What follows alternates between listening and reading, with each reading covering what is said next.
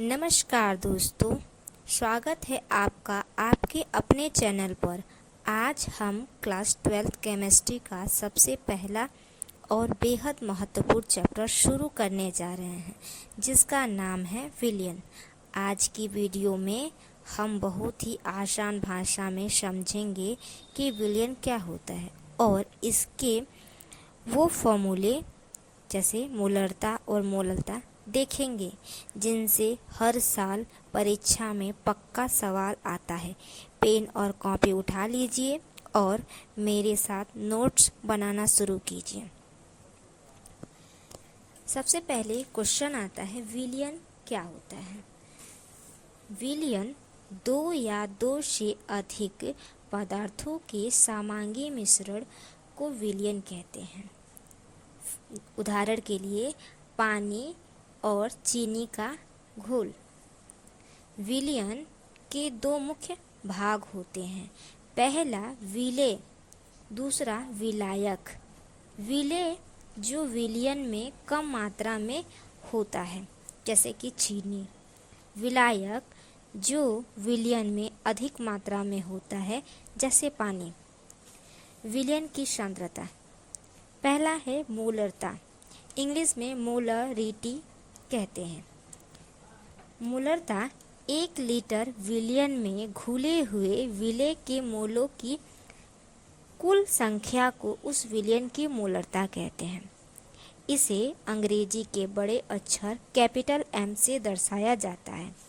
मोलरता का सूत्र मोलरता equal to विलेय के मोलों की कुल संख्या अपान विलयन का आयतन लीटर में। यदि विलयन का आयतन मिलीलीटर में दिया गया हो तो सूत्र इस प्रकार होगा, मोलरता इक्वल टू विलेय की मोलों की संख्या इंटू 1000 अपान विलयन का आयतन मिलीलीटर में। नोट, विलेय के मोल कैसे निकालें? विलेय के मोलों की संख्या बराबर विलेय का द्रव्यमान बटा विलेय का मोलर द्रव्यमान। मोलरता का मात्रक। मोलरता का मात्रक मोल प्रति लीटर या मोल पर डेसीमीटर होता है। इसे संक्षेप में केवल कैपिटल M या मोलर भी लिख दिया जाता है। उदाहरण के लिए यदि कहीं 2 मोलरता NaOH लिखा है तो इसका मतलब है कि 2 मोलर NaOH विलयन होता है। क्वेश्चन, 4 ग्राम NaOH को पानी में घोलकर 250 ml विलयन बनाया गया है। इस विलयन की मोलरता ज्ञात कीजिए। NaOH का मोलर द्रव्यमान 40 ग्राम पर मोल है। सॉल्यूशन। क्वेश्चन में दिया है विलेय यानी NaOH का द्रव्यमान 4 ग्राम, NaOH का मोलर द्रव्यमान 40 ग्राम पर मोल, विलयन का आयतन 250 ml क्वेश्चन में दिया है। स्टेप 1, सबसे पहले NaOH के मोल निकालें। विलेय के मोलों की संख्या बराबर विलेय का द्रव्यमान बटा विलेय का मोलर द्रव्यमान होता है। विलेय के मोलों की संख्या, तो विलेय हमारा NaOH के मोलों की संख्या बराबर विलेय का द्रव्यमान 4 बटे विलेय का मोलर द्रव्यमान 40। आंसर आ जाएगा 0.1 मोल। स्टेप 2, मोलरता के सूत्र में मान रखें। मोलरता इक्वल टू विलेय के मोलों की संख्या इंटू 1000 विलयन का आयतन ml में वाला फॉर्मूले में NaOH के मोलों की संख्या को रखेंगे। तो M equal to 0.1 into 1000 upon 250। Answer आ जाएगा 0.4 M। इस विलयन की मोलरता 0.4 मोल पर लीटर या 0.4 M है। क्वेश्चन, क्या ताप तापमान बदलने से मोलरता बदलती है?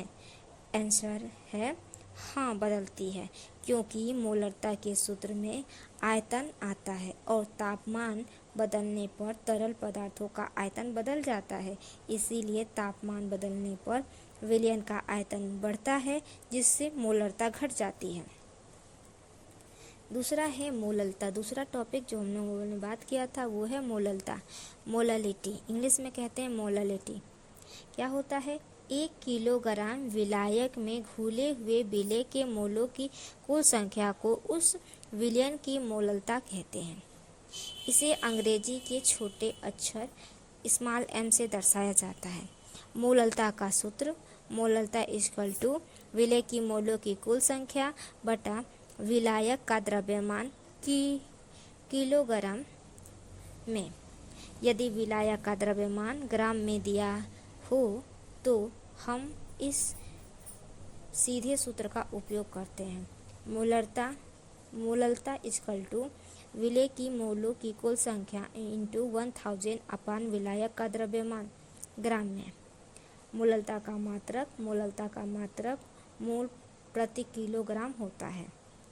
इसे स्मॉल m या मोलल भी लिखा जाता है। उदाहरण के लिए यदि कहीं 0.5 mHCl लिखा है तो इसका मतलब है 0.5 मोलल HCl विलयन।